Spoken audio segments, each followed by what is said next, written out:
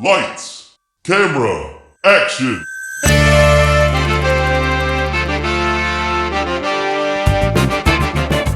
When a script is written that is so bad, no one will film it. These brave podcasters will bring it to life just so they can mock it. This is Table Reads. So the movie's kaput, which means your script ain't worth the buffalo shit on a nickel. Table Reads with Shawn McBee, Jeff Lewis, and Joshua Baker. Hey guys, welcome back to Table Reads. If you are addicted to listening to this show every week, we're real sorry. Coronavirus sort of caught up to us, and we ran out of content. And so we're a little late here with the finale of Star Wars. But it's the finale of the Star Wars, so it's worth the wait, right? Can't be no worse than the real one we got. I mean, I feel like I would wait for the finale of Star Wars. Yeah, right? I mean, right? Come on, guys. Not a problem. Breath, and if you have bated breath, please go get tested. So, I think it's been close to a month since we recorded, guys. Do you remember what's going on? Do you remember the characters or voices that you were using for them? I'm relatively sure that they were carrying around children that were drugged in backpacks and that they were running out of batteries. I remember it like it was yesterday. That is a thing, yes. Luckily, I did have the foresight to go back and listen to a bunch of stuff and read a bunch of stuff so that I could let us know what's been going on. Previously on Table Reads. After basically 6 episodes worth of setup and exposition, our heroes finally escaped the planet Tanawi and arrived on the planet Yavin in the Forbidden Zone, where they encountered a treehouse-dwelling proto-Baru, Wookiees, giant slimy Jawas, and even a spider dog.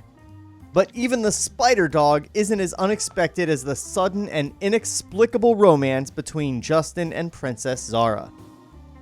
While Han, Justin, and Luke go off in search of Princess Zara, the young princes, now unbackpacked, remain under the watch of Baru and Hutho in their treehouse with the robots and the spider dog, Amber.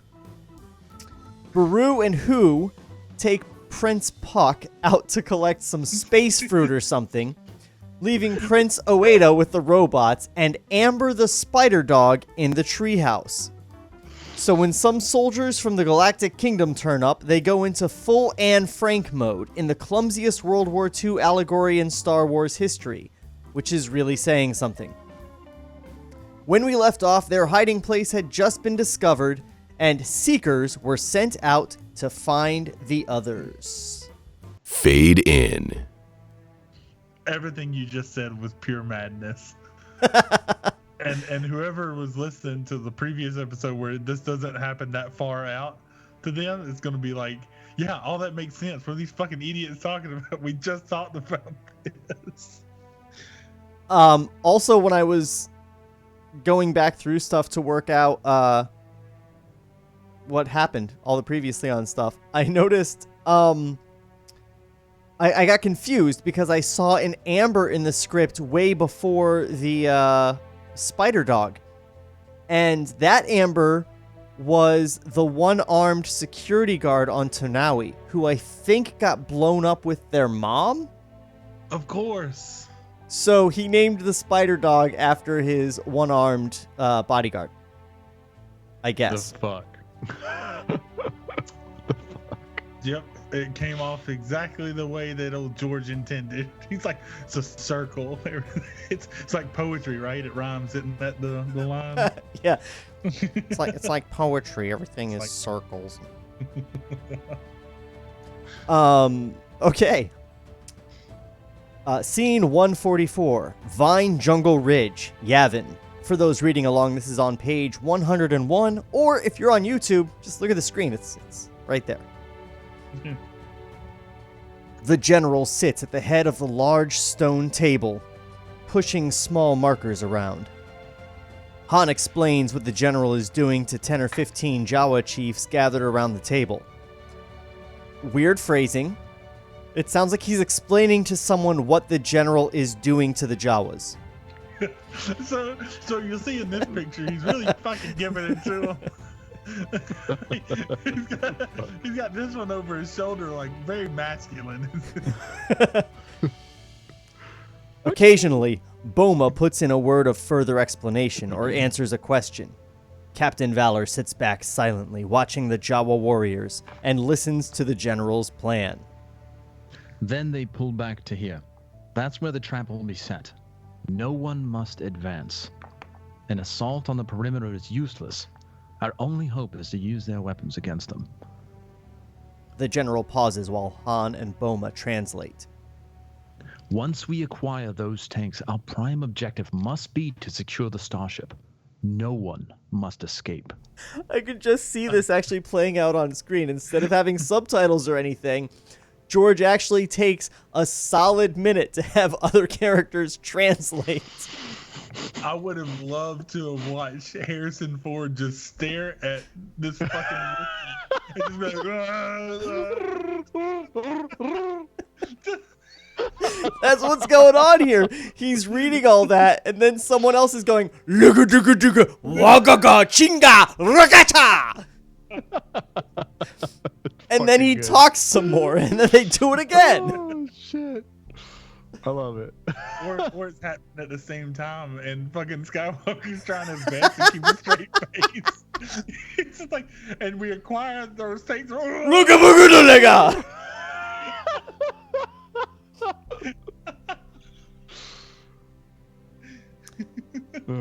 Imperial outpost of Fine Jungle, Yavin.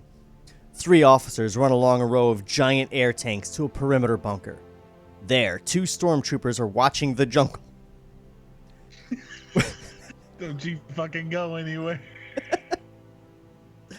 When the officers arrive, the troopers let them look through the powerful mounted electrobinoculars. One of the troopers points out several areas in the dense jungle. Interior control room, Royal Outpost, Yavin. A trooper sitting at an elaborate control panel turns to an officer watching a monitor system. A large concentration of terrestrials at point E2. Alert squads 1 through 6. Vine Jungles, Outpost Perimeter, Yavin. The general stands in a clearing surrounded by many armed Jawas carrying large, shiny shields. Han moves back and forth, barking orders to the assembled creatures. We're ready. Give them the signal. Han motions to a young Jawa, who takes off, running through the jungle. Royal Outpost, Vine Jungle, Yavin. 3 large air tanks slowly move toward the outpost perimeter. The tank pilots sit on the hatch rims of the ponderous weapons, studying the movements of the Jawas. The tank personnel talk to one another on an intercom system. There's a large concentration, Red 2 by XS. Let's break them up. The pilots slip into the tanks and close the hatches. The tanks open with a barrage of laser bolts, which create a wall of explosions. The Jawas retreat, and the tanks follow. The tank crews track the fleeing creatures with various electronic scopes and laugh at the fleeing creatures. Vine Jungle, Outpost Perimeter, Yavin. The general stands on a limb of a jungle tree, watching the advancing tanks. Captain Valor is on another branch a few feet away. They've grown sloppy fighting Jawas. The intraphaser systems aren't on. They're in for a little surprise. Captain Valor flashes... Ooh, interfacers. Hello there. Hello there. Captain Valor flashes a signal mirror, which is received by a Jawa near the tanks. The Jawas are in pairs, and they hold heavy stone wedges attached to woven vines, which, in turn, are fastened high in the trees. When the tanks pass directly under the Jawas, they let loose with the heavy stone pendulums. The wedges fly through the air, neatly clipping off the antenna groupings protruding from the tops of the air tanks. Interior air tank, Vine Jungle, Yavin. Several of the lights and monitors go dark in the main control panel. The pilot flips several switches in a panic. All high-facing units are out. We've lost all contact. Send out the ground signal. Suddenly, all of the monitors go white and static fills the crowded tank interior. An alarm signal sounds. What is it? All signals, sensors, everything are coming right back to us. Some kind of deflection screen. It's a total blackout. Get out there and see if you can see anything. The pilot pushes a button and the main hatch slowly slides away. They caused all this panic by breaking an antenna off the top. I feel like that's not enough redundancy. The sergeant's also like, they're flipping switches. He's like, send out the ground signal. And then the alarm goes off. Like, what is that? I don't know what a tank is. It's like it's like just walking up to a tank and snapping off a car antenna, and everybody inside goes, "Whoa!" Like, shit. That is some really bad war machine designing. Yeah. Also, how are you a sergeant and a pilot of this tank, and the first time an alarm goes off, you're like, what the fuck is that? Like, have you not been trained on this? They've gone soft fighting Jawas. He explained it earlier, Jeff. Oh, yeah, when he was downing their infiltrator system.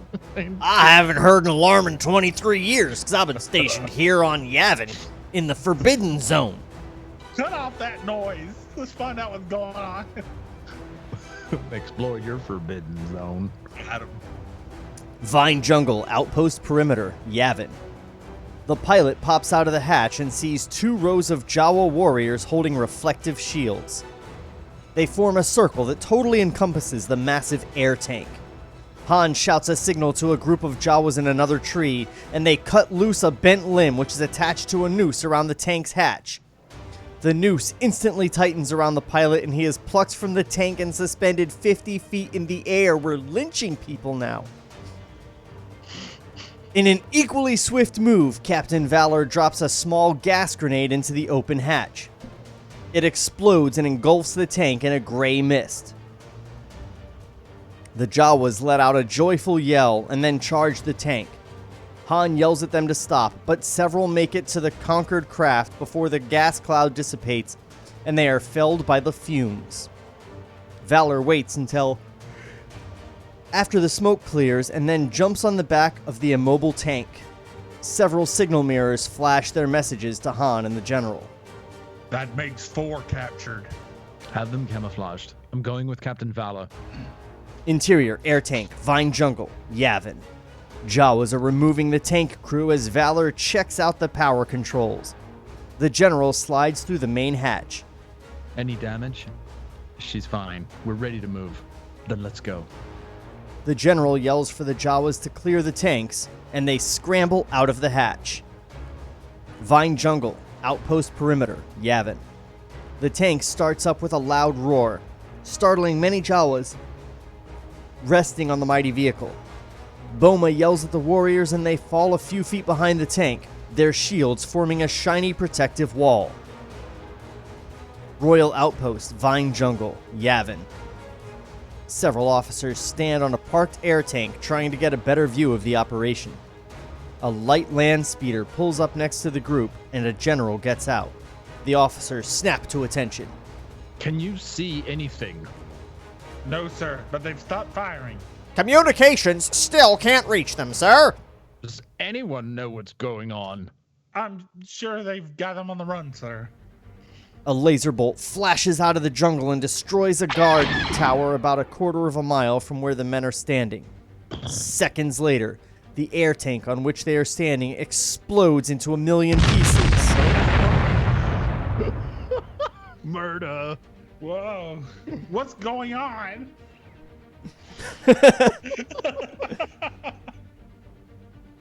Out of the jungle rumbles the captured air tank, driven by Captain Valor and followed by a column of Jawa warriors, probably with some tape around the antenna.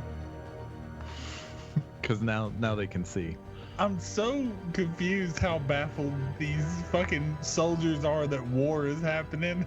like the moment the battle breaks out, like, what is this? That's the thing I hate about the fucking Empire, man. I feel like if they are an Empire, they know how to war and stuff. Like, War? This isn't why I joined the army? yeah. Our best weapon is intimidation. Yeah, we've got lots of ships, but we don't know how to fly them or shoot the guns. Look how big they are.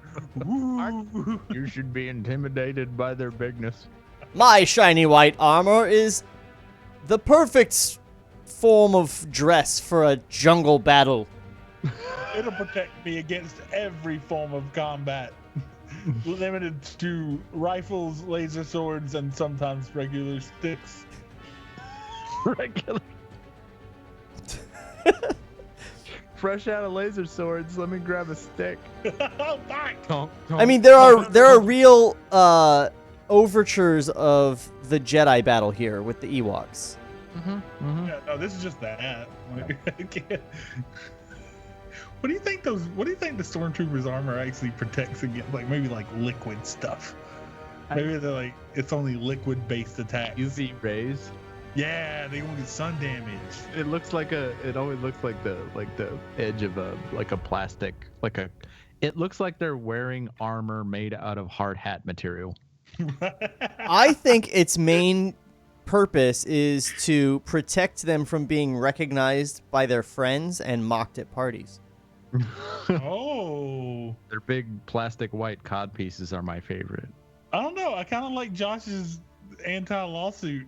It's an OSHA. It's an OSHA. It's a hard hat for your body. Yeah, they were just running out there, and OSHA was like, "Well, they gotta wear something. We're getting sued left and right."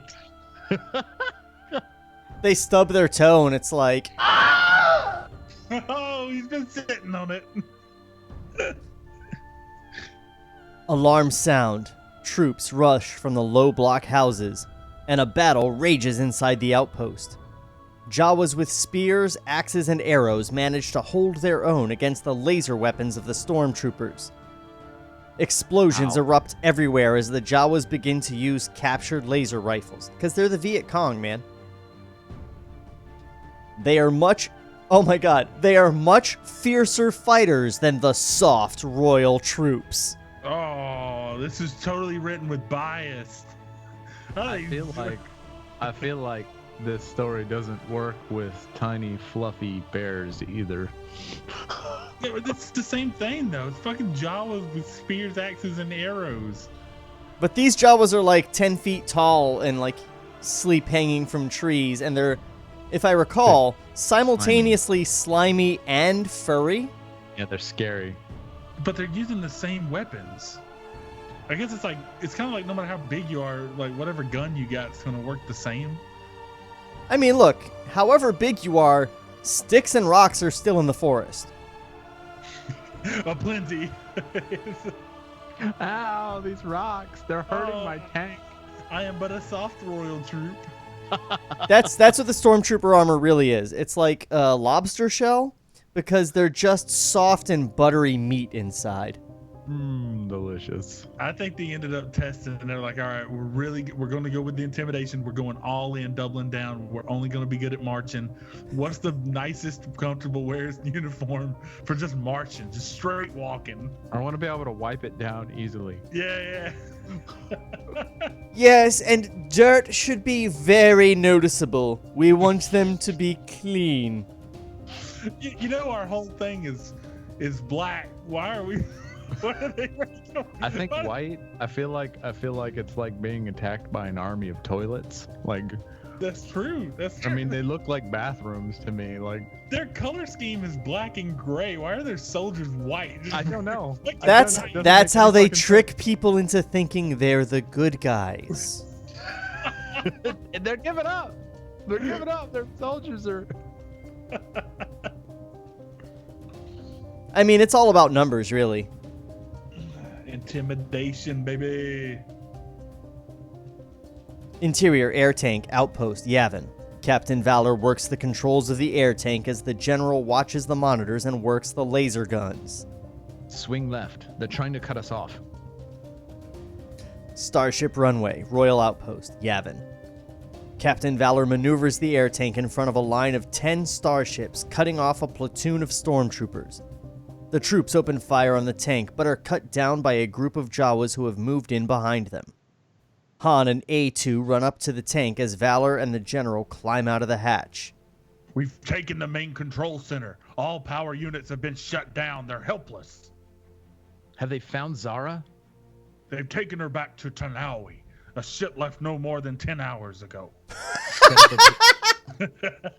It left no more than 10 hours ago. We just missed them. We've only been fighting for 30 minutes. Set up a perimeter around these starships. Use as many men as you need. Straight to the grinder with you. How Throw did 'em in the meat grinder. how did he even find out about that? He's been in the jungle with them the whole time. I guess he has a fucking radio. Oh, I don't her? know, Oh, like- I saw her leave last night. Yes. Were we here for her? Oh, is that what's going on? Quarters. I actually saw her. I was like, Zara, what's up? She's like, peace. I wasn't solo last night. Oh, shit. He's a big fat guy in this one, right? Like he's like all like He's a giant green monster guy. He's a scaly green monster. Zara's probably into that. I mean, it beats the hell out of like getting your ass beat by some fucking moody teenager. Does it, though? I feel She like loves the ass-beaten moody the Han teenager. character is pretty endearing, right? Like more so than Justin is. Maybe. You're probably right. I don't like any of these characters. Dude, I Dude, gotta pretend to like one of them. the Emperor is more endearing than Justin. Which one's the Emperor? I don't know, there's like 3 kings in this thing. Is Yeah, that Darth Vader? Is There's so many things. There's so many bad kings in guy. this thing. They could bring some gifts to Jesus. He's not even like Darth Vader. No, his first name is Darth because he's like Yeah. Lieutenant Darth Vader or something He's like Mr. that. Vader. Mr. Yeah. Vader. Mr. Vader. My friends call me Darth. He beat me to it. Darth Vader. Vader. Darth Vader. Staff office, Royal Outpost, Yavin. Captain Valor and the General sit at a large table in the deserted office of the Royal Chief of Staff. The room is in a state of disarray. Papers are scattered everywhere. A2 stands on a chair, projecting an image of the Death Star fortress orbiting Tanawi on the tabletop. And are connected to the central system by a series of crossing networks similar to Section TB4 and F687. The projection switches to a close-up view of the Transformer. I love that voice for A2 you got going on. I love it. It's so fucking good. The General studies it carefully, then leans back in his chair. A2 turns off the projector. I'm not going to stop you, but I think it's a reckless move. Even if you get in, you'd never be able to get out. Just be patient. We now have enough ships to attack in force. But no pilots. Han and Boma enter the office. Still no contact with who, though, or the kids. I'm afraid something's happened. Have Boma send 2 of their best warriors out there to get them. Han relates this to Boma. The General turns back to Captain Valor, who watches Boma leave the room. They're fierce warriors, but you'll never teach them to fly. The General gives him a stern look. They'll fly, and Tanawi will be free. May the force of others be with you. The General embraces the young Dai. Bring her back safely. We just fucking escaped Tanawi. Like, just. We left Why there are we going back to 15 minutes Tanawi? ago. Space fight! I don't understand why they're doing what they're doing. So, There's only four fucking planets in this entire galaxy. and we've established that they have a Death Star. Why is that not the threat? Yeah, I don't know. We haven't been on the Death Star. We haven't seen the Death Star. The Death Star isn't threatening to blow them up. It's just like, and they have a Death Star. But hey, let's go rescue the princess from going home. There's fucking 8 bad guys. There's one guy that's kidnapped their brother. We're not even talking about that shit. The princess, her whole family blew some shit up. Like they escaped from in like a fucking big ass airport and shit. Nothing matters. A robot dad ripped his fucking heart out, and we're just still moving. It's just constantly forward. Captain Valor. Oh, Outpost Runway, Starship. Captain Valor, dressed as Anne Royal Sky Raider, and A2 climb aboard one of the giant 4-man starships. A crowd of Jawas led by Boma give a rousing cheer for the departing Dai. Valor breaks into a smile and waves to the joyous warriors. The general watches the proceedings from a bunker turret. He is lost in thought. Did Luke give a giant wave before heading off to destroy the Death Star? Is that the appropriate time for that kind of... Bye, guys. See ya, everybody! I'm gonna go rescue the princess. She's in grave danger. I'm a hero. At least I'm playing at one. I'm a hero. I might have to punch that princess in the face again to rescue her. You know, that's how princesses like to get rescued. By a hero. I like that. So he's waving at the guys. He's like, bye, guys. I'm off to destroy some shit. And then the general is watching from a bunker turret, just like, what the fuck is happening? And it's like he's lost in thought. He's just like, what the fuck is happening? Like, are we in danger? Did we win? They're all leaving. He seems real happy. He didn't get back already, did he? Space Fortress, Tanawi. 3 royal space transports dock inside the huge artificial moon. The smaller convoy starships circle the larger craft until the 3 ships are safely inside the vast fortress. Conference Room, Interior Space Fortress, Tanawi. General Vader of the Royal Space Fleet hurries down a hallway, followed by a group of officers. They enter the large conference room where Zara is held under heavy guard. She appears well, but saddened. Vader approaches her and bows before her. I pray you have been treated honorably. I am your servant, Darth Vader. It won't be long before we will be able to return you to your people. To an aide, are the chambers ready? They're working on it, sir. Zara stares defiantly at him. She just left her people. And he's like, don't worry. Soon you'll go back. Soon. Why would I go back? I just came here. You took me to bring me here to tell me you're going to take me. By her people, I think that he means Tanawi. Because that's where she escaped from. That's her home. Well, forget she was already there. She just left. Zara stares defiantly at him. She starts to speak, but a powerful electric shock engulfs her body and she whines in extreme pain. Just relax and everything will be fine. Take her to Section 25. Zara is forcibly taken from the room. What time do the doctors from Granicus arrive? 65 hours, sir. Put all security sanctions on alert until they arrive. The officer salutes smartly and exits. I love doing this the way I am, as like little white guy doing his best James Earl Jones with no echo effect at all. That's what he's trying to do, because he's just a dude right now, right? Like, yeah, exactly.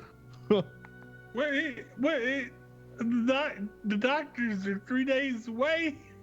What kind of plan was this? I fucking lost my shit. God damn it. We got her! Bring the doctors! Oh, did you want us to call them? You didn't... You mother... Ah! Oh, I'll see what I can do 3 days from now. I'm good. What the fuck is this shit? The officer salutes smartly and exits. Royal Outpost, Vine Jungle, Yavin.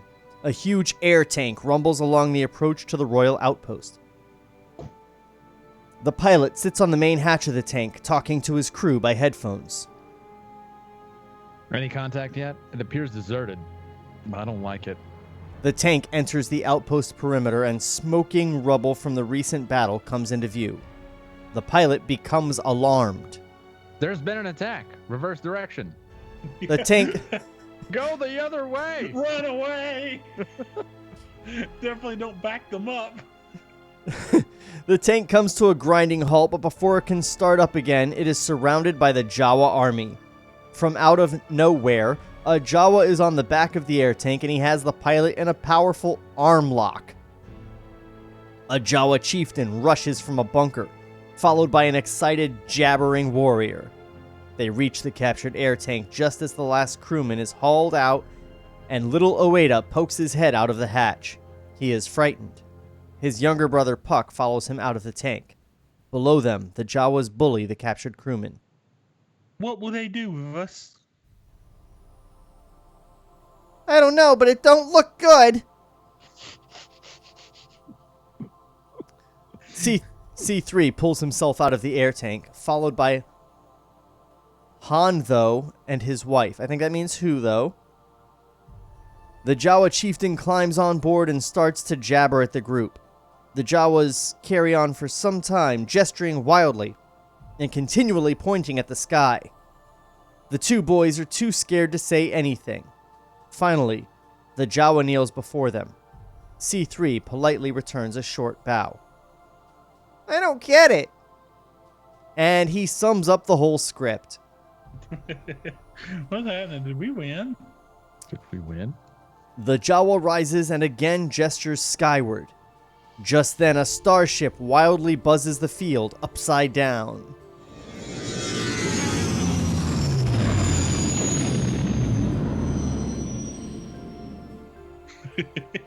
All the Jawas run for cover. The chief Jawa points to the crafts and jabbers incessantly. Interior Royal Starship, sky over Yavin. Boma sits at the controls of a 4-man starship. His face is a twisted combination of complete panic and an awesome religious experience. The general sitting next to him calmly switches a few buttons on the control panel, as Han watches from the seat directly behind the Jawa. What's you, Josh? My bad. You'll get the hang of it. Han also gives the Jawa a few words of encouragement. Now, let's see if we can get into orbit. Push this, then ease her up. Now, this Jawa is basically an overgrown Ewok. This is what became the Ewoks, and he is trying to teach one to fly a starship. Ah. In just a few minutes, or at least, well, he has 65 hours to teach this guy how to do that before the doctors arrive to do the ultimate evil plan. Can we just talk about how worrying the phrase, "let's see if we can get into orbit" is? Because failure to get into orbit doesn't just mean we didn't go high enough. Hey, no, you just burn up alive. Why not? Boma follows the instructions, but pulls back on the lever too fast and the ship begins to vibrate and bounce violently. Boma thinks it's funny and begins to laugh hysterically. Han becomes nervous and upset. Not so fast. Back off! Back off! Han yells at the Jawa, who can't respond because he is laughing so hard. The general pulls back on the lever. Han shakes his head and gives the general a worried look. Don't worry. Ignorance is on their side. Oh, What? okay. That's what I say every time I take off in a Delta plane. Don't worry. Ignorance is on their side. We'll get this bad boy down. Han is beginning to look a little sick. He gets up and rushes to the back of the ship. Royal Space Fortress, docking area, Tanawi. The canopy on the starship pops open and A2 and the young Dai, disguised as a Star Raider, climb out onto the docking platform. An officer and 2 ground crew approach him and salute. Captain Valor hands him his papers. I'm here to check the vent ports in the rim tracks. Your ship is from Yavin. We've lost all contact with them. What's going on out here? There's a fierce invasion just east of the Bullpup station. It's really a mess out there. The officer smiles and the ground crew starts to check out the starship. Valor heads for the main docking exit, followed by A2. He remembers something as he passes the control station and calls out to the officer. Do you mind if I use your comm link? No. Go ahead. Valor walks into the small control area and pretends to talk on an intercom system. Find the highest security area. He's talking to A2. A2 punches his claw arm into a computer socket Bam, bam. and the brain comes to life, feeding information to the little robot. Captain Valor watches the officer as he directs the crewman in the securing of the starship. A2 removes his arm from the computer, and the duo leave the control station. Station 325 is the highest security area on board. It's the detention area. You know what? You sound like you're getting ready to ask Mike Wazowski if he's filled out his forms yet. Oh, well, I think it was more Danny DeVito a couple episodes ago. It's just become an old Jewish woman now. Yeah. Wazowski! They disappear into a chamber. They disappear into a chamber lock hallway. Of course. I don't know what that means. But you don't get it, man. Elevator tube, Space Fortress, Tanawi. Valor, trying to look inconspicuous, waits for a horizontal elevator. Wait, what? Horizontal elevator. That's moving mover? sidewalk. I mean, elevate means vertical. Maybe it picks them up and then. What moves. if it's called an ambulator? That's a better name. He's waiting for the ambulator. We what? What is that? We what? Or maybe an electroambulator. An electro laser ambulator. An electro space laser ambulator. A multiple electro laser ambulator. Tanawian electro. Finish it. Finish it. I don't remember all of these things. Troops and fortress personnel come and go, but no one seems to pay attention to the pair. Finally, a small car arrives and Valor follows A2 into the pod-like vehicle, and it takes off through a vacuum tunnel. Detention area, Space Fortress, Tanawi. Valor and A2 enter a security station. Guards and electronic cutters are everywhere. An officer approaches Valor and checks his papers. The B-23 can't enter this station. But I need him. Sorry, no mechanical personnel. It's restricted. Valor watches helplessly as A2 is led into a waiting area. You may proceed, but you'll have to be escorted. A trooper joins Valor and leads him through a series of hallways. Valor carefully surveys the area as he follows the guard.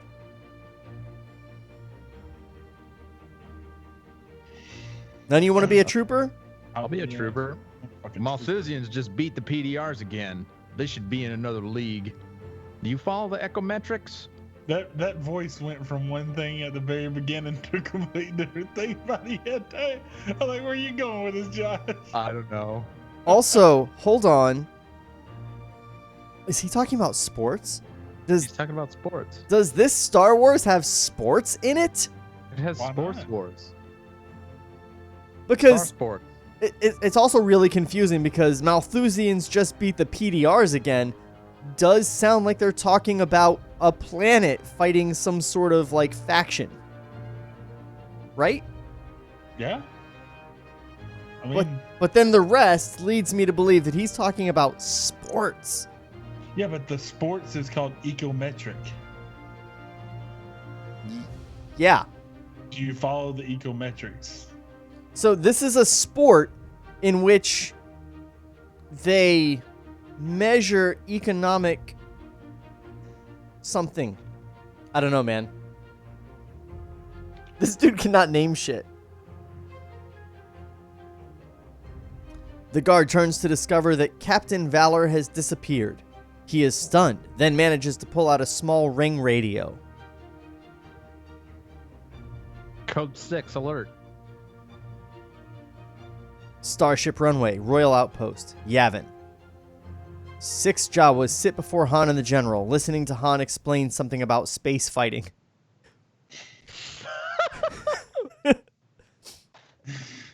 Though approaches the General. We made contact with the underground on Tanawi. Things are tighter. They can only get one man out. Dados is on his way. We should be ready by the time he arrives. Han turns to the General. They're ready to go up. The General makes a short statement to the Jawas in their own language. They let out a loud cheer and run for the row of starships. Interior starship, space, Yavin.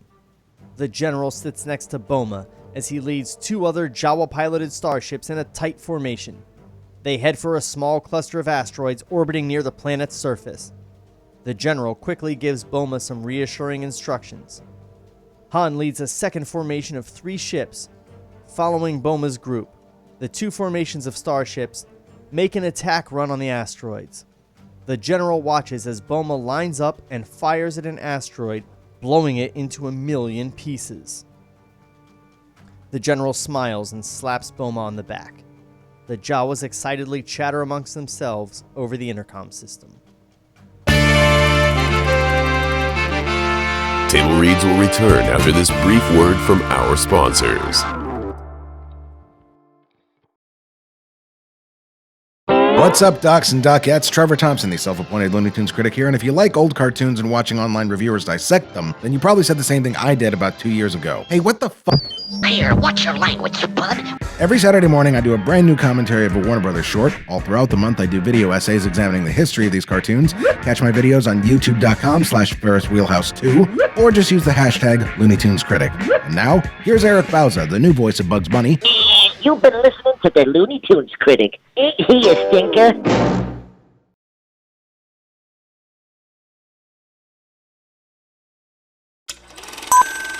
Lights, camera, action.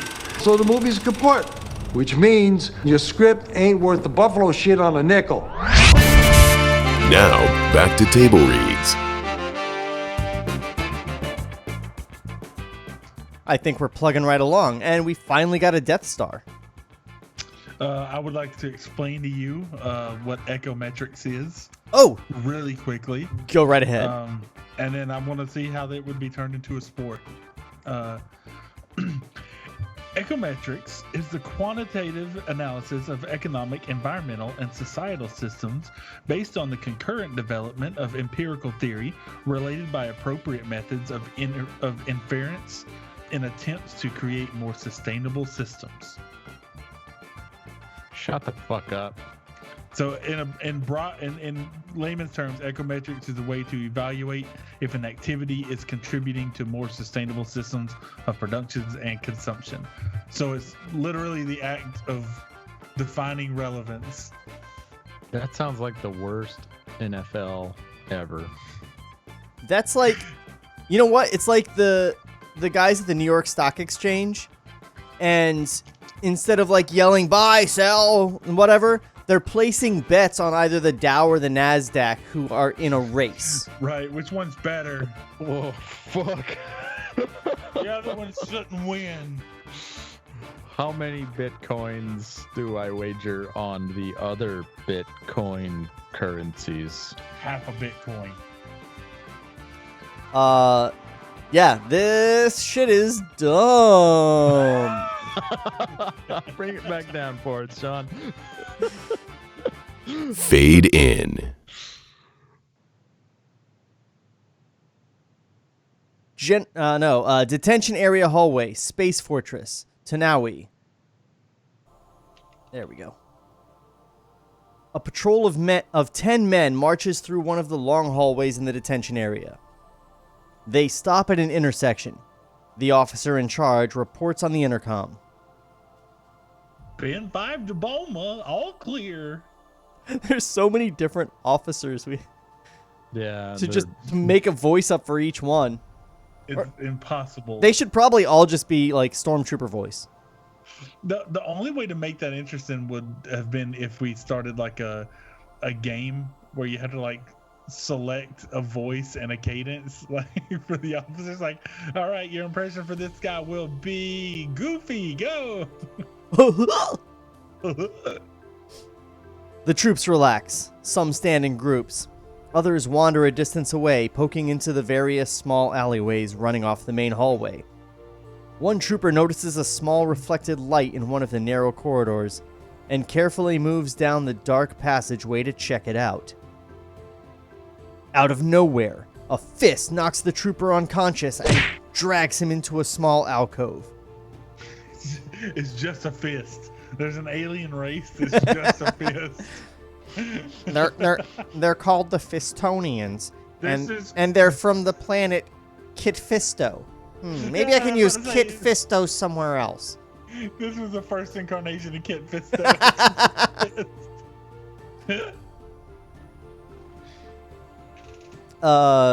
I lost my place. I'm sorry.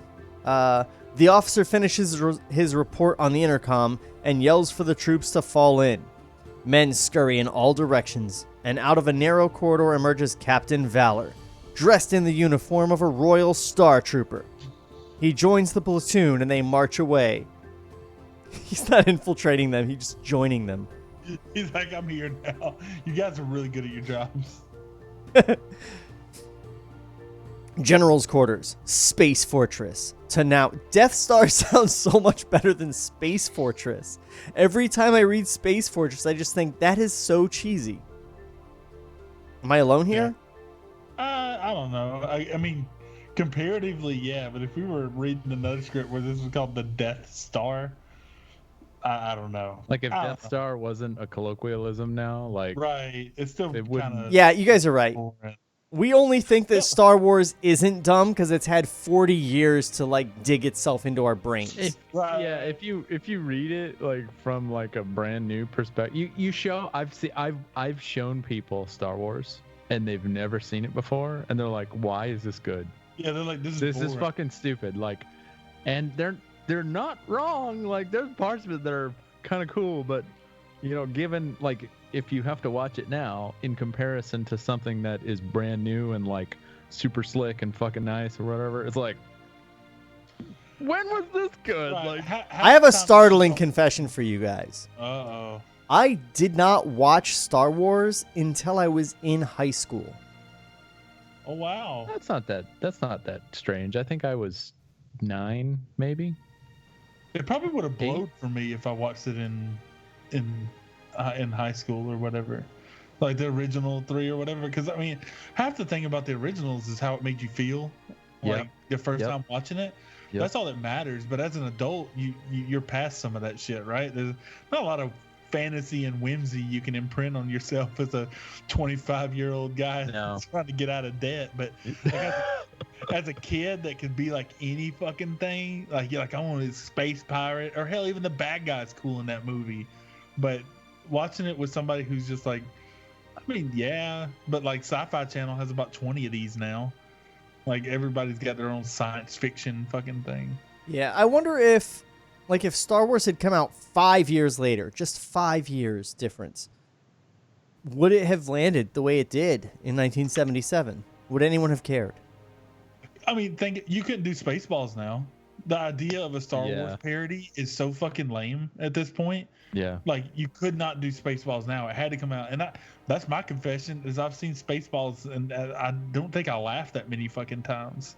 It wasn't really funny to me. It's not as salient because Mel Brooks is not as salient. Like his style of comedy is not. It doesn't hit the same now. It's also by far his weakest movie. Right. Yeah, definitely. No other of his movies are so dependent on source material from pop culture to land. Like Pizza the Hut makes no damn sense if you're not familiar with Star Wars. Or the Darth helmet or whatever his fucking name is. Like, that's such a fucking stupid joke. And everybody around me is like, oh, Darth helmet. It's funny because he's Darth Vader, but with a big helmet. Yeah. And I mean, I loved Spaceballs as a kid, despite not having, like, seen Star Wars. But of course it was there. Like, everybody knew Star Wars. Right. But to you, it's kind of just a silly movie because you didn't know, like, the context and all the, like, small things it was trying to pull off. So to you, it's probably just a fucking comedy movie that was based in space, like the fucking like I totally didn't get the whole like the whole aspect of it where it's mocking the commercialization of Star Wars and all the merchandising. That's probably the strongest aspect of the whole thing, but other than that, it's pretty weak as a movie on its own. That's fair. Sorry, we're trying to avoid reading this. Now we're getting in there. Come on, we can do this. Where are we? I don't fucking know. Page 122. The officer finishes. Oh no, we did that. Okay, General's quarters, Space Fortress, Tanawi. General Vader and several officers watch the progress of the search on TV monitors. The general speaks into an intercom. Have them clear the area. Bring in the Seekers. On the monitors, the troops are assembled in the main entryway and several small chrome balls are thrown into the hallway. Small antennae pop from the chrome surface and the small balls float down the hallways. Dodona, once a proud legionnaire, enters wearing the uniform of a stormtrooper. He snaps to attention before the general and hands him a report. Vader gives Dodona a sly grin. You also have small balls. Wow, what a good one. Get him, Dodongo. Dodongo. Dodona. Who's Dodona? It wasn't me. Contact has been lost with the ship carrying the doctors from Granicus. The princess's treatment will have to be delayed. We've just trapped your old friend, Captain Valor. Watch us accomplish what you found to be impossible. Dodona is humiliated, but stays at attention. Vader gets an emergency call on the intercom. Yes, put it on the view screen. Make it bigger. One of the TV monitors switches to an image of the unconscious trooper Captain Valor stripped. Get me the captain of the guard. Detention area, main entry, Space Fortress, Tanawi. 3 squads of troops, including Captain Valor, stand at attention in the main entrance to the detention area, while the captain of the guard gets new orders over his headphones. Valor studies the situation carefully, looking for a way out of his predicament. The captain of the guard calls up the platoon sergeants and gives them a series of orders. They return to their squads and begin to inspect the troops. Valor begins to get worried. The sergeant works his way down the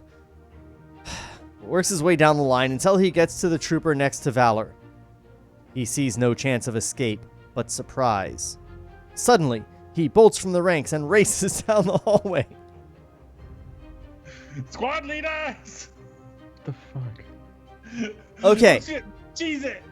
So, this is like when Han and Luke dressed as stormtroopers, but instead of it working, Darth Vader figures out that there are naked stormtroopers, so the bad guys, what he thinks bad guys are, have been disguised as stormtroopers, so he's like, get all the stormtroopers together and go check under helmets. And then we just have a scene of someone checking under all the helmets until Luke goes, fuck! And runs away. I've been found out. Just to, like, translate this into Star Wars. This is dumb. I wish would have pushed him down first and then ran. Nerd. 10 troopers break out of the ranks and take up the chase. Captain Valor runs down a corridor and rounds a corner, reaching a dead end. The troops round the corner and confront the trapped die. The sound of igniting laser swords fills the hallway. Valor takes a defensive stance, his huge laser sword buzzing loudly. The troops attack. They fight with skill and bravery, but are eventually all cut down by the invincible Die Warrior. Okay, when you call your hero invincible, it doesn't really, like, sell any tension. Valor, who makes it out of this story alive, then fights the troopers. Captain Valor breaks away from the troops and runs down a long hallway. A safety door slides shut, closing off his escape. He turns around in time to see another door seal off the opposite end of the hallway. Before he can make any attempt to pry open the door, gas fills the sealed corridor. Valor collapses in a heap on the floor. But he was just invincible 3 sentences ago. Oh, he hasn't been vinced yet. Not yet. He's gonna be vinced like Vaughn. I'm sorry. Gross. General's Quarters, Space Fortress, Tanawi. Vader laughs as he watches the unconscious Valor on the TV monitors. Ha ha ha, my favorite sitcom. This is a great show. All of the other officers in the room are laughing and joking, except Dodonna, who remains grimly at attention. Take him to the special section.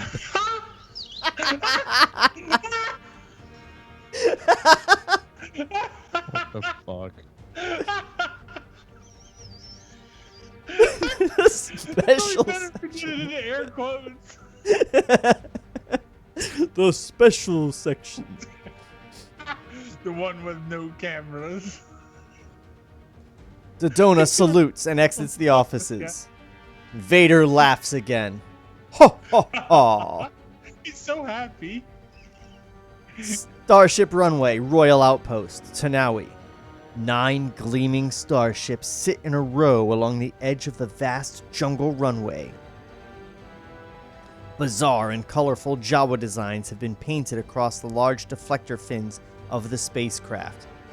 It says Tanawi. I'm pretty sure this is Yavin. We're back on Yavin. In case anyone's real confused. Jungle. Like George. Some designs transform the ships into huge and grotesque animals, while others create unique mosaic patterns. The 4-man Jawa crews stand proudly at attention in front of their ships. The general, along with Han and the underground leader, Datos, review the assembled Jawas. In one of the Jawa crews, a pilot is picking fleas off the back of his tail gunner. When the general passes, he snaps to attention. There is a gleam in the general's eye as he shows off his strike force to the crusty old underground leader. When they've inspected the last starship, Datos turns to the general. I'm speechless. It's amazing. A most impressive display. For the first time since the takeover, I feel real hope. Will your people be ready? Our forces have already started sabotaging the comlink setups. A refugee camp on Manananyo has been conducting raids on shipping from Granicus. That's how we intercepted those doctors. Get them to get them in the ships. We're on our way. Send the code signal. By the way, we intercepted those doctors, in case anyone in the audience was wondering. Blew them the fuck up. Killing doctors. They were 65 hours from their target. It said intercepted, so maybe it's like now we have the abilities to inject brains into children. Yeah, but they didn't have time to intercept them. They flew 65 hours away. I mean, Killed that's them less than 10 hours ago. that's how you build the tension. The 30-hour trip from Atlanta to fucking Los Angeles. We only have 65 hours. We must intercept those doctors. Detention cell, Space Fortress, Tanawi. General Vader and Dodonna watch as a medic revives Valor, who has been strapped to an upright slab, protected by cutter rays. He's coming around. The medic backs away and throws the switch which activates the cutters. A blue glow surrounds Valor as he wakes up and sees Vader and Dodona. For all the myths and the trouble, you don't seem like much. He laughs and leaves Dodona alone in the room with the young Dai. Ho ho ho! Dodona appears sad and frustrated at the capture of this noble warrior. They stare at one another for a few moments. You were insane to come here. The security on this thing is impossible. Why? For her? I can't believe your loyalty is that strong. You're a great warrior, but you're a greater fool. This is a place for androids. No codes, no honor. Our ways are useless here. Why couldn't you have stayed away? That sounds like 5 different speeches that he couldn't decide on, so he just jumbled them all together. Yeah. Right. I changed cadence from like questioning to angry to explanatory to angry to like desperate. I mean, it really seems like a series of single lines because they're completely unconnected from one another. You're a great warrior, but you're a greater fool. Oh, that's a good one. Let me try this, though. This is a place for androids. No codes, no honor. Yeah, that's another good one. You were insane to call. Yeah, that's another good one. Yeah, these are all good. I don't know how to pick one. For this bitch. He storms out of the cell. Captain Valor struggles to free himself. Slum dwelling, Gordon Spaceport, Tanawi. The young partisan, Akko, listens to a small transmitter in a secret closet behind the main room in a slum dwelling. He jumps up and runs into the main room where Kist and several other men are sitting around a table covered with maps and plans. It's Thanos. We got to go ahead. The men cheer and starts hugging and slapping each other on the back. Finally, they settle down. Go to your organizations. What's the code time? 0330. May the force of others be with you. The men solemnly shake hands and leave the room. Governor's office, Space Fortress, Tanawi. Captain Valor stands on a small platform before Governor Horus and the High Consul. His hands are held behind his back by electric bonds. And I'm sure the king will enjoy our execution. I only regret I won't be there myself. This should end the Dianagus myth once and for all. Take him to Granicus. Take him to Granicus. You know, the place that's 65 hours away. That classic line. Dodona steps forward with a squad of stormtroopers and escorts the prisoner away. Vader and the governor seem very pleased with themselves. Dodona looks back in disgust. I don't remember who Dodona was at all. He was the guy that made the big speech we just read. I mean, from before. Oh, I don't know, but he's a die now. Control Center, Surprise. Space Fortress, Tanawi. In the large cathedral control room, 2 officers sit above a row of monitors and giant readouts. Lock the whole Wait, you know what? I'm going to do this guy as George. This is George's cameo. George Costanza. Look, All right, George, come on. Look, the whole sector just went dead. We're losing contact with the surface. Use the IF link and find out what's going on. It's a video game. Docked area, Space Fortress, Tanawi. Dodona halts the squad guarding Captain Valor on an observation deck overlooking a starship docking port. Dodona reports to the officers in charge. Where is this ship? It's on its way in. It will just be a few minutes. Dodona returns to his squad and watches the large starship slowly move into the docking area. He glances at Valor, who stands defiant, ready to meet his fate. Dodonna continues to study Valor. The young Dai returns his gaze. Slowly, the spacecraft locks onto the docking port with a loud jolt. The troops snap to attention, but Dodonna grabs 2 laser swords and in one swift move switches off Valor's bonds and tosses him one of the laser swords. Valor assumes a defensive stance as the troops realize what has happened and draw their swords. This way! The 2 warriors fight their way through a side exit. The door slides closed behind them, and Dodonna throws the lock, trapping the troopers on the observation platform. They race down the hallway and stop at an intersection. This way! We can get a starship and be out of here before they've discovered. I'm not leaving without the princess. It's impossible. There are traps everywhere. You're mad.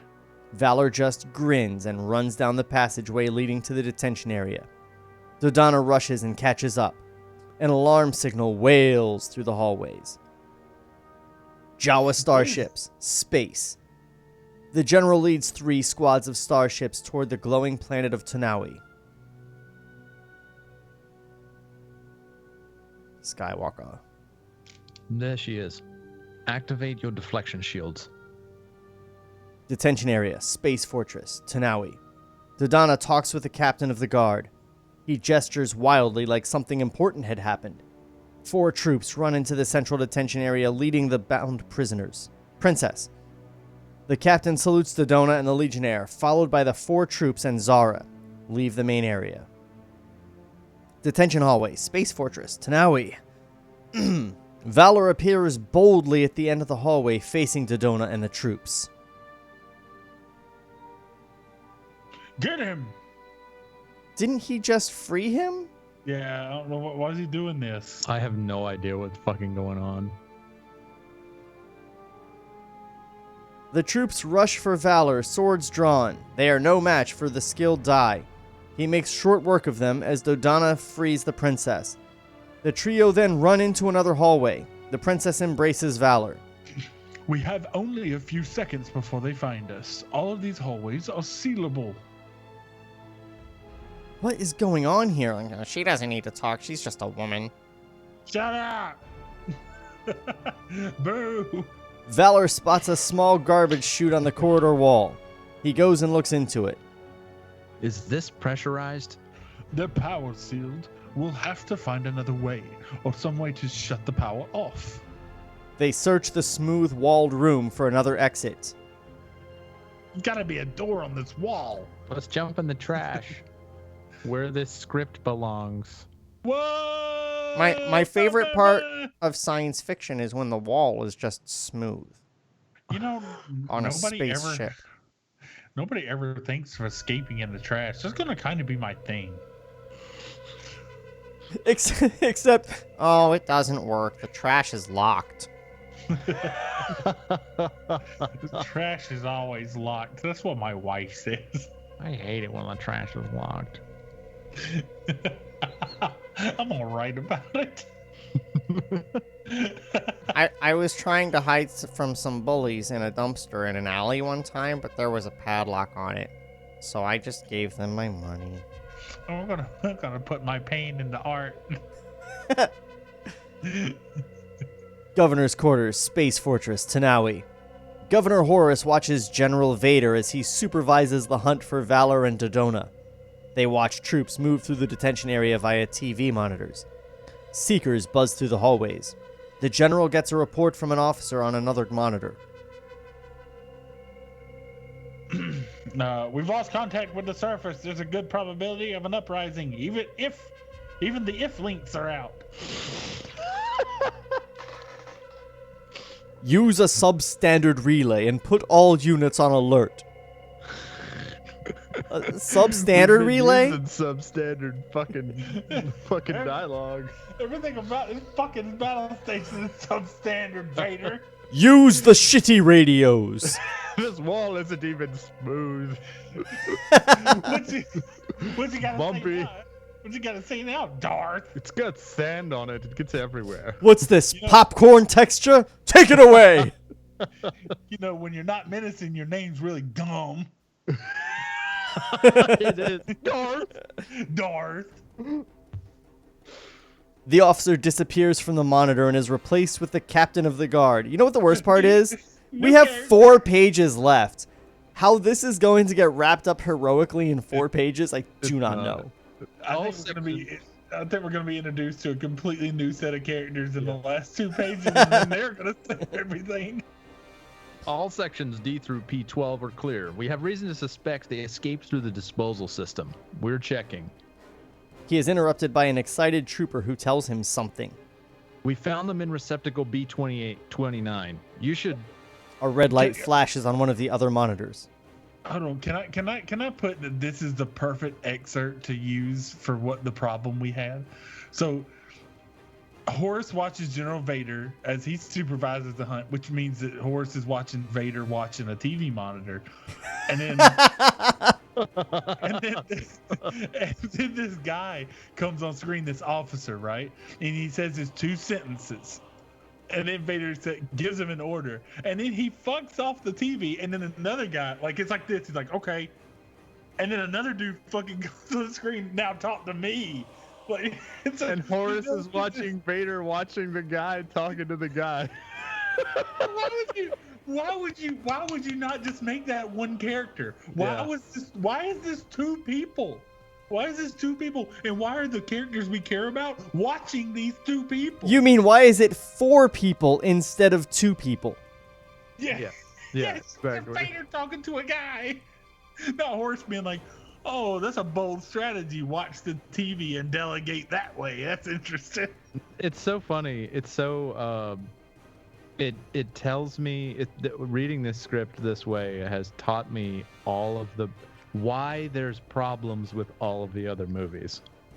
Yeah. Like, all the problems in this script are present in all of the other movies in different ways. Except the ones that George didn't write. Okay. They still introduce so many characters in the movies, and I get it. It's not like Game of Thrones levels bullshit. Yeah. But like, there's so many, and it's so transparent that it's to sell a different action figure with a different skin. I promised all the gold tier Kickstarter backers a cameo in the movie. It's insane the amount of fucking characters that get screen time in this movie is improbable. Just 4 characters. That's all you need. It's like there's a bounty for new SAG members. Oh yeah, that's what it is. For every person you can get SAG credit to, you get $5. Well, for every person I put on screen, my pyramid scheme will be that they tell 5 people to buy tickets to the movie. And then those 5 people, so if I tell them to get a part, they'll be like, come see me in the movie. That's the only reason he sold tickets out of this. Tanawi was originally called Amway.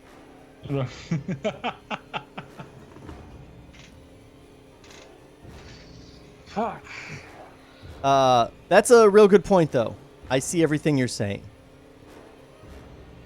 A red light flashes on one of the other monitors. Hold on. A controller appears on the second monitor. 5th character. God damn it. Starship's approaching. 3 squads of royal design, but no clearance. Oh, here's another one. Full alert, battle station. I think that's Vader, because Vader is the general. I think he just is like, oops. He's Oh, sure, fuck it. full alert, battle stations. The general turns back to the captain of the guards. You should have them on your screen. Alarms sound throughout the fortress. Lights flash a warning. Garbage receptacle. Space fortress. Tanawi. Is it garbage perspective? That's what this is. Garbage perspective. Space His fortress. subconscious is manifesting. A floodlight switches on, revealing Dodonna and Valor attempting to cut open the door. The princess stands up and stares into the floodlight. Vader's voice comes over an intercom. I'm afraid I have no more time to deal with you. A senseless and futile attack by your friends has forced me to take a rather unpleasant course of action. Your execution will have to be expedited. The intercom clicks off and a loud rumbling begins to shake the room. With a loud shriek, the princess points to the far wall. It has started to move toward the trio. The situation looks desperate. What they have like these cells just they have a crush the prisoner button? Like, This is the garbage disposal. Yeah, but why does Vader know that there's a compactor for the... How much about the space station does he know? I mean, he obviously oversaw all the waste management facilities. Right. Where's the 5 guys that run that? When do we get to talk to those motherfuckers and hear their backstory? Yeah, in the finished movie, it's just like, it starts to compact because that's what a trash compactor does. Every once in a while, it compacts the trash. Not that they got discovered in there and they were judiciously compacted. Right. The idea that the whole Star Wars franchise almost ended by accident and routine waste management is the irony of that scene. This has no irony. This is a death trap. yeah, So when I said, when I wondered aloud if Star Wars would have taken hold if it came out 5 years earlier, I think we can specifically say that, definitively say that if it had come out 3 years earlier, it definitely would not have taken hold. No, not in this form. No way. No.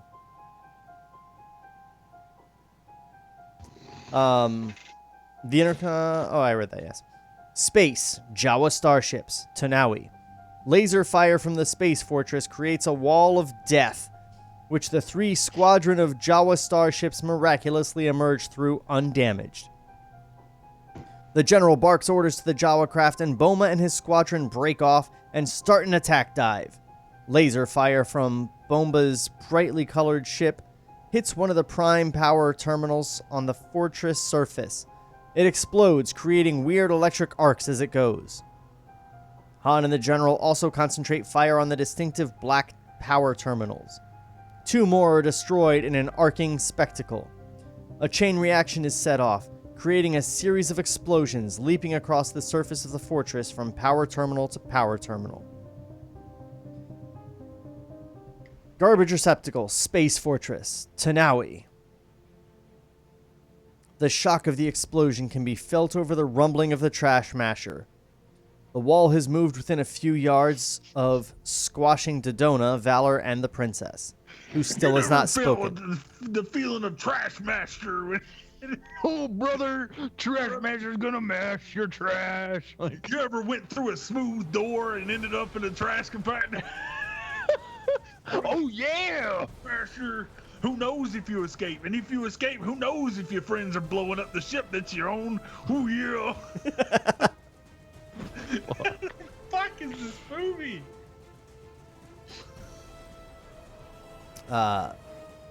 They are still frantically trying to somehow stop the relentless wall, to no avail.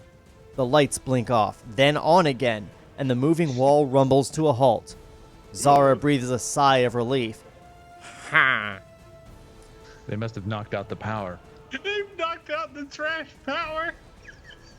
That's power sources on the outside of the ship.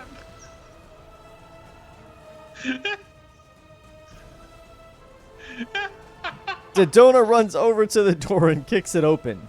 They rush out of the would-be death trap. Space, Jawa starships, Tanawi.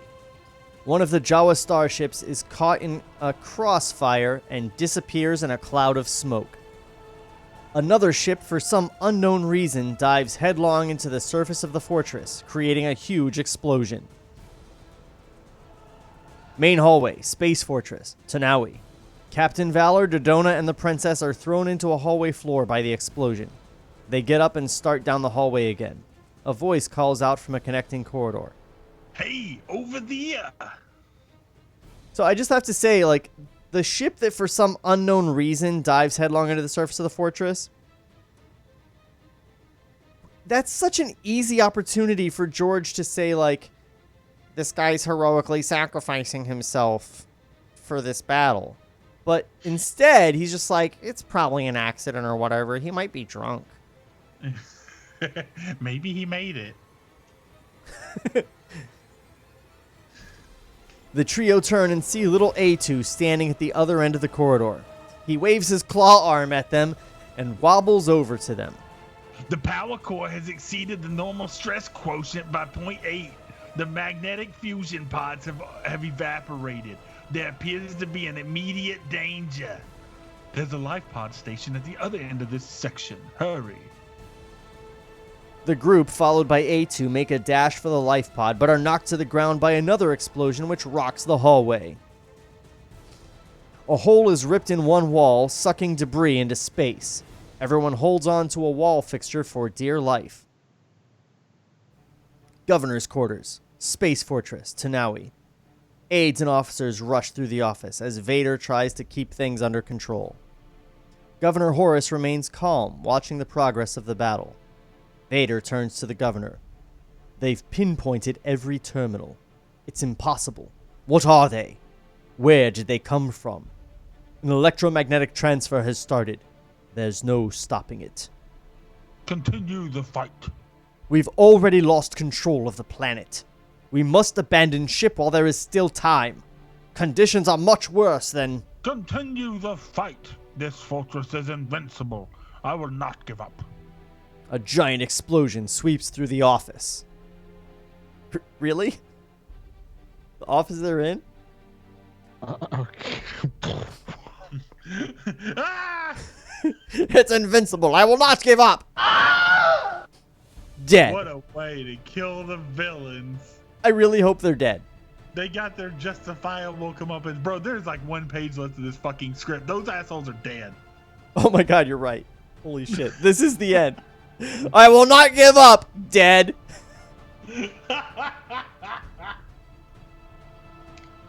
Space. Jawa starships. The tiny starships race the chain reaction explosions across the surface of the fortress. Laser fire is everywhere. One of the starships skimming across the surface lags behind and is caught in an explosion and disappears. Can I just point out, none of our heroes are saving the day.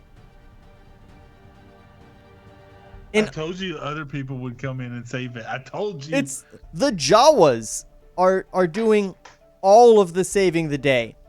Skywalker is back. He's like, we'll just send the Jawas out to fight, and I'm gonna have some tea. And these guys are just like running away. This is the worst script that's ever been written. It's pretty bad. The tiny starships race the chain reaction explosions across the surface of the fortress. Laser fire is everywhere. One of the starships skimming across the surface lags behind and is caught in an explosion and disappears. Han, get everyone out of here. The whole thing's gonna go. Return to Gordon, get them out. Han relays the order to the Jawas, and then starships pull away from the crippled fortress. Main hallway, Space Fortress, Tanawi. The group has made their way past the hole in the wall and are climbing into the life pods. Captain Val... They just made their way past a hole in the wall that's venting into space. Just by, like, holding on to stuff? Come on. Captain Valor... the vacuum of space is making this difficult! Lame. It's fucking... There's, oh, shit. Never mind. I'm not going to ruin it. Captain Valor helps the princess into one while Dodona and A2 get into the other. Warning sirens scream throughout the hallways. 3 troops run toward the life pods, firing laser pistols. Dodona returns the fire, stopping the oncoming troops. Hatches are closed and the life pods eject into space. Life pods, space, Tanawi orbit. The 2 life pods drift toward the calm of the planet's surface. Captain Valor and the princess embrace, and he kisses her tenderly. They watch the ominous fortress grow smaller and smaller as they drift away, back to the planet that they spent the first 2/3 of this movie escaping. Suddenly, a great flash replaces the fortress and rubble streaks past the life pods. Several giant explosions follow. And then there is only a smoke cloud where the mighty fortress once orbited Tanawi. Throne room, Palace of Light. Tanawi. Queen Zara, in all her grandeur, sits on the magnificent throne of Tanawi. Captain Valor and the general stand to her right. Several old advisors... Wait, where'd I go? Shit. Several old advisors stand to her left. Han presents Boma and a delegation of Jawas with a treaty, gifts, and a medal of honor. They bow and exit. Han moves to one side of the crowded court. Dodonna stands next to him. They watch as the two robots, A2 and C3, approach the Queen and bow. Your service to Tanawi is greatly appreciated. You're designated Class A4 and will serve Justin Valor, the new Lord Protector of Tanawi. Rise! The robots rise and exit through the long entrance hall to the throne. The Queen turns and smiles at Valor and the General. The General and Valor salute their new Queen. The end.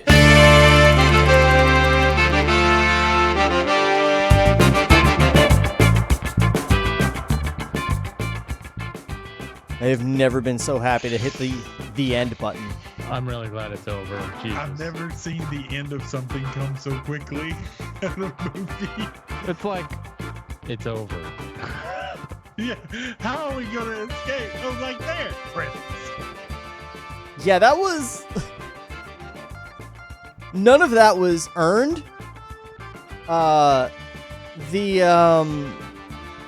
There's no, like, weakness in the space station to exploit. It's like, we have this invincible space station. Well, it does have a weakness. What's that? Getting shot by spaceships. Oh. I'm running out of paper and I'm not going to get up, so now is probably a pretty good time to end the movie. I'm on page what now? Oh, shit. I never worked this hard in my life. I was told that a script is supposed to be 120 pages.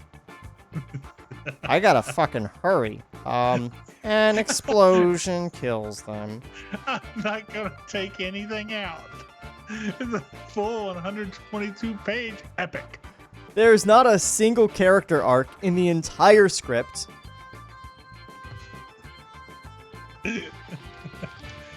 What about the brother that died in the first 2 pages? I mean, I got some good child killing done. I think this is a hit. Should we explain why he exploded? I love how fire engulfs their office. Like, that's how you take out Vader and the governor. It just... that's it. Yeah, that's like that's like the first Grand Moff Tarkin scene. Yep. Where they're talking, if flame just like wipes across the screen, and then the end, directed by George Lucas. It's like in Titanic, if when the guy's explaining to him how it's the greatest ship ever built and it's basically unsinkable, if in that exact moment just an iceberg ran through the windows and just fucking killed every single fucking one of them. Or just it's like that's just an irony. Just water goes swoosh, and then you just see their bodies floating. All right, Shawn, what fucking ringer you got for us next? So we had a whole discussion about what we were gonna do next. We had a game plan, and I fucking forget what it was. Bill and Ted. Was it Bill and Ted? Oh, that's right. We decided we were gonna do one of the scripts for a Highlander remake, and then do Bill and Ted. Yep, that was it. But when does Bill and Ted come out? Closer to that amount of time. Closer to that amount of time, Jeff. Especially now that we're only doing this twice a month. Yeah, we're because of Corona times, we're gonna ease up a little bit. We're gonna go bi-weekly.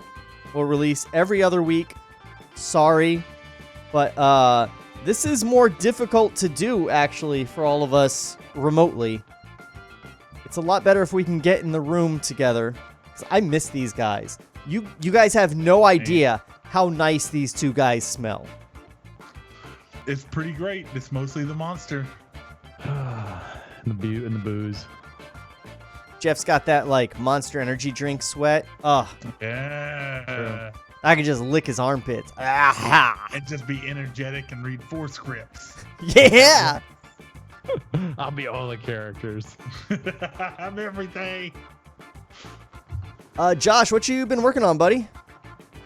Dude, fucking stuff. Plug stuff. You can find me at joshuajbaker.com. I've been doing a whole bunch of real estate stuff actually. It's actually been popping off pretty good because I guess real estate video and photography is taking off. All of my events got fucking canceled, so I ain't doing none of that. If you guys got some events you want me to cover, I would love to do that. Josh at joshuajbaker.com. That'd be great. So if you've got a house that you want to sell and you need a video for that, get in touch with Josh. If you've got a house that like you want to buy and you want some video of that, that's a little trickier. Yeah, not that's not, you know what?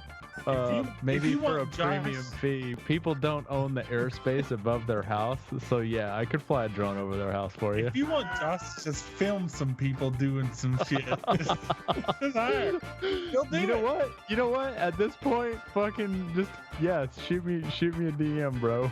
If you want Josh to take footage of your last work Zoom meeting and just have an explosion wipe through the office, he could probably do that. I'll put on a GoPro and then I'll just send you video of my day. If you want Josh to find out whether or not your girl's been cheating on you and using social distancing as a device for that, Josh will do it. He will wear a mask and sit outside your girlfriend's house with a camera. I need a Rorschach mask.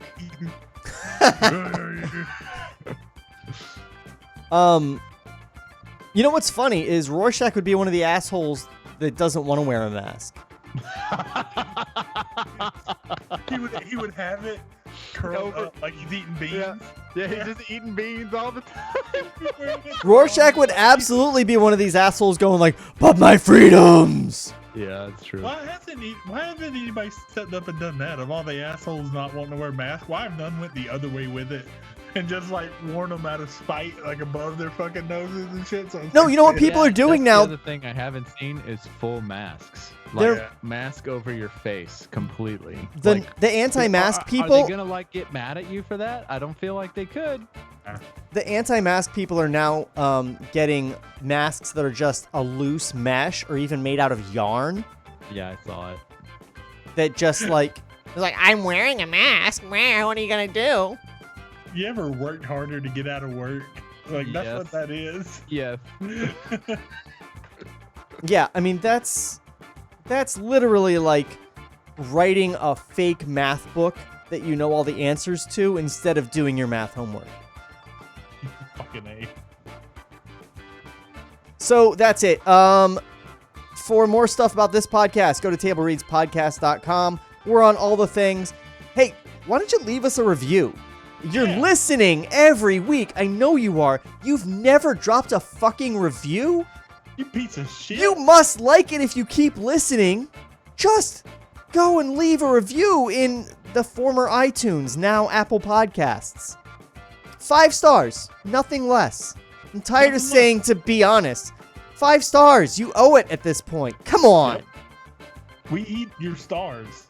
And that's how we survive. And write some words that say nice things, like Jeff smells like monster sweat and I love it. Come on. And tag Monster Energy drink in that. We're trying to get a sponsor. Also, please check out my other podcast. Have you guys watched Stargirl at all? No, but I'm getting HBO Max, so very soon. It's not on HBO Max. It's on CW. I'm gonna be watching CW. Wait, no, HBO Max got CW stuff. Oh, is it? Yeah. No, they don't have Stargirl. But Stargirl, legit the best superhero show on television. I'm not saying that because I worked on it or because I have a podcast about it. Like, it really is just super, super good. And because it's so good, I have a podcast about it called Stargirl After Show at stargirlaftershow.com. Check that out. We're going to be back next week, maybe with Highlander, or not next week, in 2 weeks. Maybe with Highlander, maybe with something else, maybe with chlamydia. Who can say? Until then, we will most certainly miss you. Okay, bye. This podcast was created by Shawn McBee. For more, visit TableReadsPodcast.com. Cut to black. Have another call.